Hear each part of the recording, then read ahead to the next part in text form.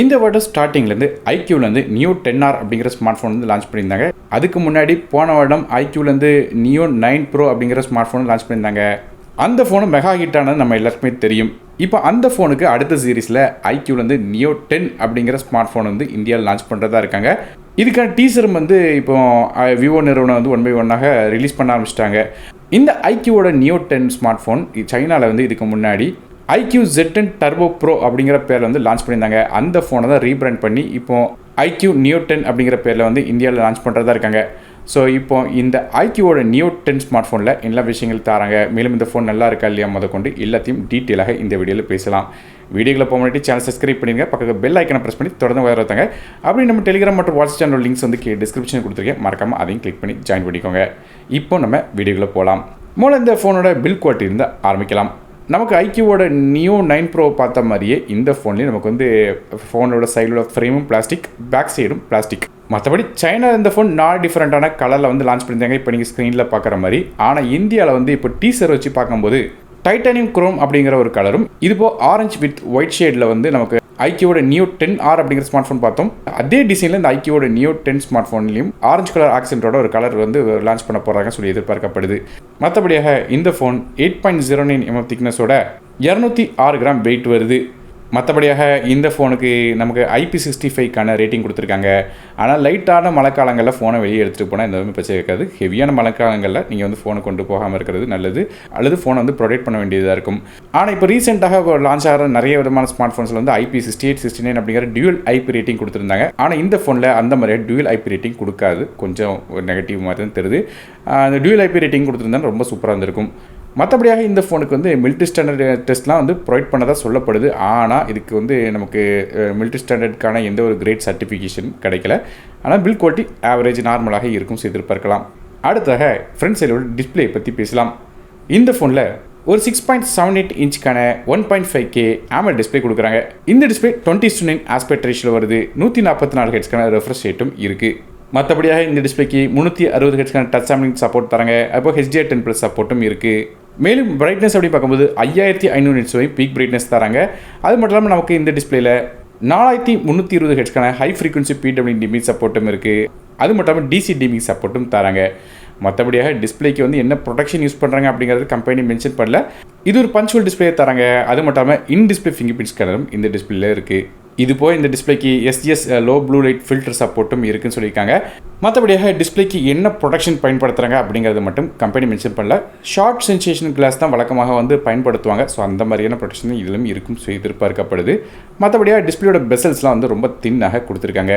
So டிஸ்பிளேயோட quality நல்லாவே இருக்குது, protection மட்டும் சரியாக மென்ஷன் பண்ணல. அடுத்தாக இதோட பெர்ஃபார்மன்ஸை பற்றி பார்க்கலாம். நமக்கு இந்த ஃபோனில் ஸ்னாப்ட்ராகனோட 8s Gen 4 அப்படிங்கிற ஒரு 4 nm ப்ராசஸர் கொடுக்குறாங்க. கிராஃபிக்ஸ்க்கு அட்ரினோட 825 அப்படிங்கிற GPU கொடுக்குறாங்க. ஸோ இந்த ப்ராசஸரோட பெர்ஃபார்மன்ஸ் எப்படி இருக்குது அப்படின்னு பார்க்க முன்னாடி இதோட ரேங்கிங்கை இப்போ நீங்கள் ஸ்க்ரீனில் பார்க்கலாம். இந்த ஸ்னாப்ட்ராகனோட 8s Gen 4க்கு 8வது ரேங்க்கும் மார்க்குன்னு பார்க்கும்போது 193 மார்க்கும் A+ கிரேடும் கிடைக்குது. அதாவது ஃப்ளாக்ஷிப் செட்டாக கொடுத்துருக்காங்க.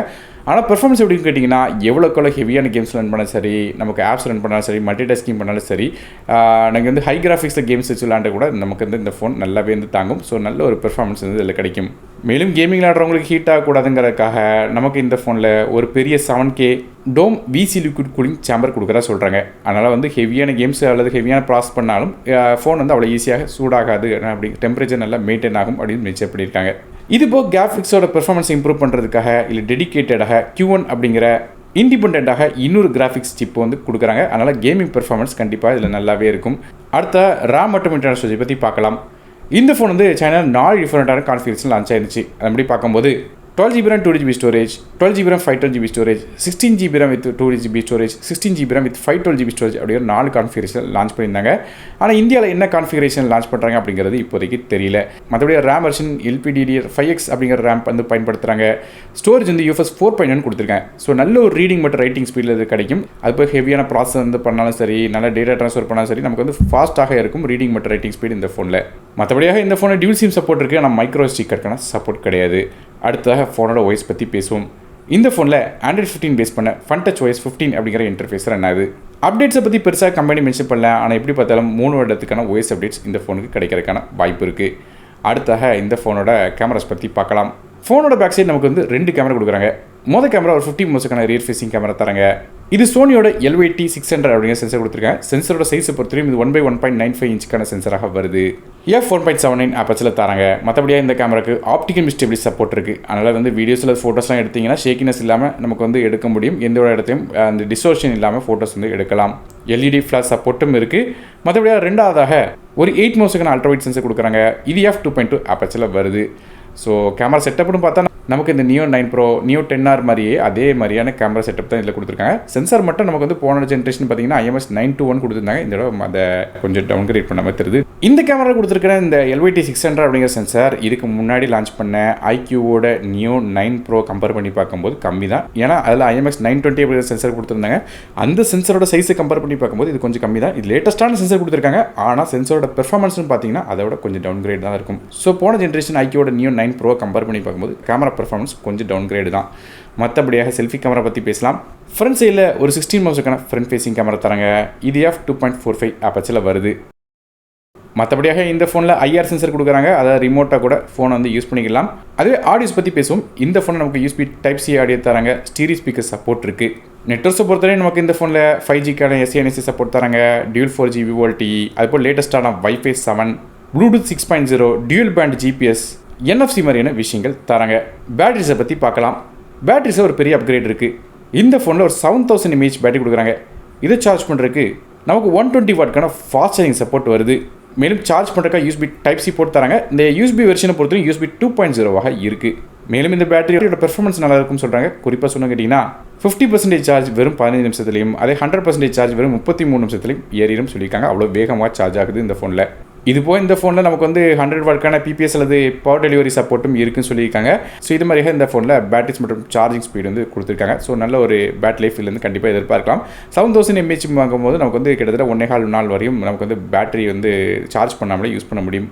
கடைசியாக இந்த ஃபோனோட விலையை பற்றி பார்க்கலாம். சைனாவில் உள்ள ப்ரைஸிங் இப்போ நீங்கள் ஸ்க்ரீனில் பார்க்கலாம். அதோட ப்ரைஸிங் பார்த்தீங்கன்னா கிட்டத்தட்ட 23,300 அப்படிங்கிற ப்ரைஸிங்கில் வந்து சைனாவில் லான்ச் பண்ணியிருந்தாங்க. ஆனால் இந்தியா லான்ச் ஆகும்போது ப்ரைஸிங் வச்சு எப்படி பார்த்தாலும் ஒரு 30,000 ரூபாய்க்கு செக்மெண்ட்டில் தான் வரும் சொல்லி எதிர்பார்க்கப்படுது.